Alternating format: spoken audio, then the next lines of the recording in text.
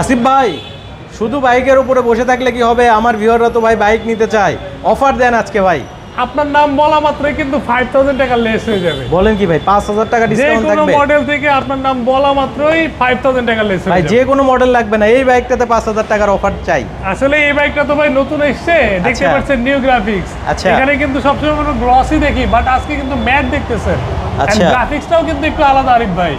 গ্রাফিক্সটাও আলাদা? হ্যাঁ, গ্রাফিক্সটাও আলাদা। এটা কি ভাই 24 এর মডেল? জি জি, একদম লেটেস্ট মডেল আরিফ ভাই, একেবারে লেটেস্ট মডেল? একদম লেটেস্ট মডেল। ভাই সামনে তো একবারে গ্লসি থাকছে, তাই তো?